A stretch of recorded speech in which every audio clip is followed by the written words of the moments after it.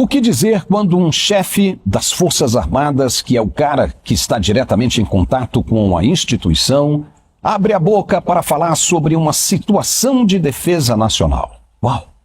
Todo mundo dá ouvidos, claro, afinal ele é o ministro da Defesa, não é pouca coisa. E se ele, que é do governo, que deveria pensar como o governo, fala coisas que são contrárias ao que o governo anda dizendo que acontece? O que pensar disso? Pois aconteceu o que ninguém poderia esperar. Não por agora, não tão cedo e ainda no curso desse atual governo. Quando isso acontece, é sinal de que alguma coisa interna anda errada. Ou a mentira é tanta que as pessoas de bem não conseguem mais suportá-la, ou não há uma coordenadoria de ideias, não há uma comunicação homogênea entre os integrantes desse governo, sejam eles do executivo, do judiciário ou até mesmo do legislativo. Concorda? Pois uma amostra do que pode ser esse desarranjo, essa desorganização, essa dor de barriga e falta de planejamento efetivo aconteceu na manhã desta sexta-feira em Brasília. O ministro da Defesa do governo Lula, José Múcio Monteiro, que não é um Hellis office boy, com todo respeito à categoria, e nem apenas um garoto de recado em festa de adolescente, concedeu uma entrevista bombástica a um jornal de circulação nacional publicada nesta sexta-feira. Veja, o cara é um dos ministros mais importantes do governo. Ele é o chefe das Forças Armadas, abaixo apenas do presidente da República. Não é pouca coisa, não. Mas José Múcio soltou uma bomba que explode justamente na véspera de um evento organizado pelo próprio governo a quem ele serve para marcar o dia e a ideia de um episódio totalmente diferente do que pensa o ministro. Ora, se o cara é ministro da Defesa, ele tem peso no que diz, certo? Significa que despacha com o chefe do executivo, que é o presidente da República, e que discute ideias, acontecimentos e estratégias com os representantes das forças do país. Pelo menos deveria ser assim. Então, como é que o governo fala uma coisa e ele diz outra em sentido totalmente inverso, contrário? Mas aconteceu. E, enfim, um integrante do governo Lula diz abertamente para quem quiser ouvir e discutir, literalmente, que não houve golpe de Estado nenhum no dia 8 de janeiro de 2023. Segundo José Múcio, não havia uma liderança, portanto, não se pode dizer que era um golpe de Estado. Veja o que ele disse, aspas. Podia ser até que algumas pessoas da instituição quisessem, mas as Forças Armadas não queriam um golpe. É a história de um jogador indisciplinado em uma equipe de futebol. Ele sai, a equipe continua. No final, me parecia que havia vontades, mas ninguém materializava porque não havia uma liderança, fecha aspas.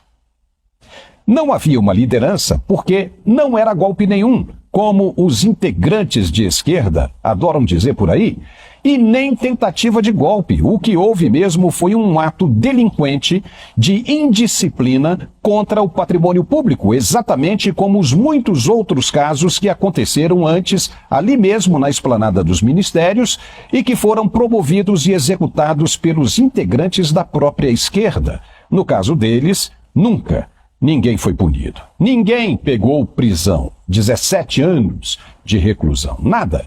Ficou todo mundo solto, mesmo danificando o patrimônio público. Na mesma entrevista, José Múcio traça o perfil das pessoas que estavam naquele dia 8 de janeiro. Ele disse, aspas, não havia um líder com quem negociar. Eram senhoras, crianças, rapazes, moças, como se fosse um grande piquenique, um arrastão em direção à Praça dos Três Poderes, fecha aspas. Apenas isso. Viu o que ele disse? É uma autoridade do governo, não um simples office boy dizendo que não houve golpe de Estado nenhum. O cara é o chefe das Forças Armadas, não é um ministro da área que não tem afinidade com a segurança. Ele sabe o que está dizendo. E mais ainda, é um importante depoimento para eximar, livrar de responsabilidades aqueles que foram condenados a 17 anos de prisão por atos terroristas de atentado ao governo. Foi um arrastão apenas de senhoras e criancinhas, moças e jovens, em um piquenique no final de uma tarde de domingo. Não uma tentativa de golpe de Estado com canhões nas ruas e fuzis nas mãos. Não, não e não. Logo, a pena deveria ser amenizada, revista e reduzida à prestação de serviços às comunidades e ou pagamento de cestas básicas por destruição de patrimônio público, mas não prisão de 17 anos. O ministro disse com todas as letras que não houve golpe, portanto não houve crime do qual os julgados foram condenados. Onde está a verdadeira justiça para ver isso? Fica parecendo que os acusadores estão agindo com a própria convicção, acima das evidências que mostram o contrário. E se esses acusadores estão no topo da pirâmide, como fazer com que eles entendam e enxerguem que estão saindo da linha e cometendo abusos? Como? E teve mais. José Múcio disse que antes das manifestações começarem no dia 8 de janeiro do ano passado, um decreto da garantia da lei e da ordem, uma GLO, poderia ter sido publicada pelo governo para garantir o efetivo das Forças Armadas nas ruas, principalmente em Brasília, e ter evitado tudo o que aconteceu da maneira mais fácil que poderia existir. Mas, segundo José Múcio, Lula disse não, não quis. Vê se pode isso.